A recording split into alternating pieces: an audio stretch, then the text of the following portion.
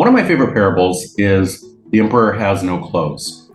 The emperor, being the king, is so vain that he has to wear the most luxurious clothes, and his tailor just can't come up with anything more luxurious than he's already made him.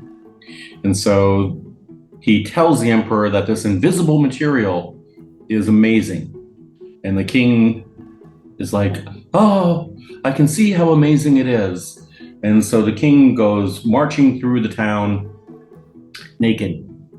And all the people of his kingdom are like, "Oh, this is the most luxurious thing he's ever worn." And a little boy calls out and says, "The king is naked." In Hollywood, Christopher Nolan has become the king. I think I've seen every Christopher Nolan movie. Some are great, like Dunkirk. Dunkirk is one of the best World War II films ever made. He also has made movies that I really don't like. I don't like his Batman at all.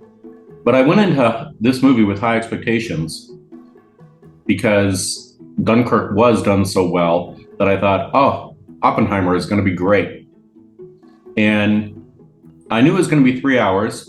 And so I purposely got an aisle seat because, I'm an aisle guy. And, well, Oppenheimer is a 3-hour movie for which each hour is distinctly its own act. And in the first hour, it was incredibly confusing. One moment, you're in 1932. The next moment, you're in 1942. The next moment, you're in 1945. And the next moment, you're in 1949. Literally, in like just a few minutes, you pop through many different eras. The only way you know what time period you're in is by the makeup on Cillian's face, which, by the way, he's going to get the Best Actor nomination for this and probably win for this for good reason. He's a phenomenal actor, and his performance in this movie is a tour de force. Probably worth watching the movie just to see his performance. But first act, incredibly confusing. Second act is actually good. Second act, where they're actually building the bomb and everything, that is historically accurate. I know, I'm not bragging on this, I know this story. You probably have never met somebody who's read more about World War II and Oppenheimer than I have. And Act 2 is phenomenal. I hate this movie because no one's going to read as much as I have about World War II. So the scene that involves Harry Truman in the White House is pure fiction. And the actor who portrayed Harry Truman deserves all the scorn that can be heaped on him for his portrayal of one of the greatest presidents of my country. He deserves to be castigated from Hollywood. And then you get to the third act, the last hour of the movie. Two of the best scenes in the movie are Emily Blunt will get a Best Supporting Actress nomination, and Rami Malek will get a Best Supporting Actor nomination, and they'll deserve it, and they may well win it.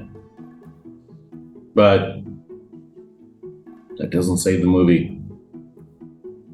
Rick and Morty, one of my favorite TV shows, took Christopher Nolan to task for the movie Inception. And they made the point that just because you make something incredibly complicated, everyone has to say it's interesting. Inception was interesting, but way too long and went way too many levels down. And by the end, I didn't care what was real and what wasn't real. By the end of Oppenheimer, I just didn't even know why he made this movie. I'm like, if you're not going to present it truthfully, 100% truthfully, then why even do the movie? I wish I hadn't paid the money. I'd have rather seen Barbie, that also opened this weekend. And trust me, I have less than zero desire to see Barbie. So I guess whatever streaming platform it comes out on, wait to see it on streaming. Don't put more money in Christopher Nolan's pocket.